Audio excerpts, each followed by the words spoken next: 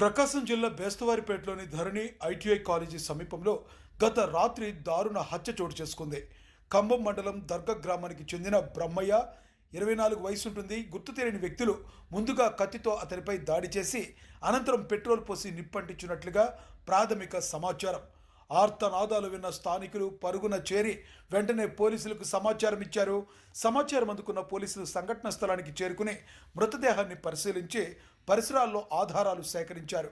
సమీప ప్రాంతాల నుంచి లభ్యమైన దృశ్యాలు సమాచారం పరిశీలిస్తూ ఘటనకు దారితీసిన పరిణామాలను వెతుకుతున్నారు. ఈ కేసుపై సమగ్ర దర్యాప్తు కొనసాగుతుందని సిఐ మల్లికార్జున తెలిపారు.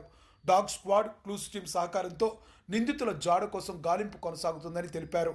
బాధితుడి కుటుంబ సభ్యుల వాంగ్మూలం సేకరిస్తూ హత్య గల కారణాలపై పలు కోణాల్లో విచారణ కొనసాగుతుందని పోలీసులు తెలియజేశారు.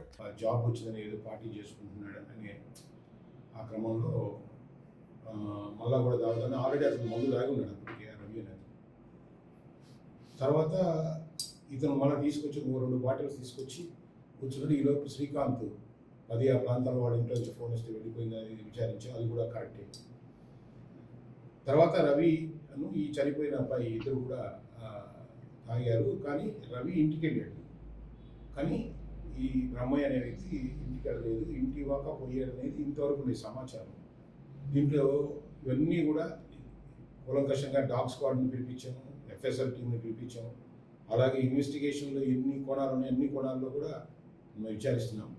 దీంట్లో పొలిటికల్ యాంగిల్ అయితే లేదు. మీరు దయచేసి దీంట్లో కొంత గ్రూపుల్లో కూడా ఇది పొలిటికల్ యాంగిల్ ఏది కూడా మనిషి పొలిటికల్గా ఏదో ఒక అప్లికేషన్ ఉంటాడు. కానీ ప్రతి దాన్ని కూడా పొలిటికల్ అనేది నేరాలని ప్రోత్సహిస్తుంది అనేది నేను ఐ కాంట్ బిలీవ్ దట్. దీంట్లో ఏదో ఒక మిచ్యూస్ ఇది ఉంది. ఆ కోణాన్ని మనం పరిశీలించేదాకా ఈ కేసుని కొన్ని వాట్సాప్ గ్రూపుల్లో వాటిల్లో కూడా ఇది పొలిటికల్ అనేది అది దానివల్ల ఏముందంటే పోలీస్కి ఇన్వెస్టిగేషన్కి ఇండరెన్స్ ముందే అడ్డుకోసినటువంటిది. దర్యాప్తు ఏ వైపు పోతే ఆ వైపు పోతుంది తప్పితే ఇతనేం పెద్ద పొలిటికల్ నాయకుడు కాదు, ఏదో పార్టీని లీడ్ చేసేది లేదు, కార్యకర్త మేబీ ఉండొచ్చు. దీన్ని ఎందుకంటే ఆ కోణానికి చేయొద్దని చెప్పేసి అందరికీ చెప్తున్నాను. అట్లాగే ఇన్వెస్టిగేషన్కి ఖచ్చితంగా ఇన్వెస్టిగేషను కరెక్ట్గా జరుగుతుంది. ఎవడైతే దాంట్లో ఇన్వాల్వ్ అయ్యాడో ఖచ్చితంగా మేము పట్టుకొని తీరుతాము. అప్పటి వరకు కూడా ఈ ఏమంటారు వాటిని రూమర్స్ కానీ లేకపోతే ఇవన్నిటి కూడా క్రియేట్ చేసి పోలీసు దర్యాప్తుకి మీరు ముందే మోకాలు అట్టడమో లేకపోతే ఇంటర్నెన్స్ చేయొద్దని, ఈ దర్యాప్తు పూర్తయి ఆ ముద్దాయిలు దొరికేదాకా కూడా కొంచెం పోలీసుకి స్వేచ్ఛను ఇవ్వాలని చెప్పి అందరికీ కూడా మనవి చేస్తున్నాను. ఖచ్చితంగా ఈ కేసులో పట్టుకుంటాం.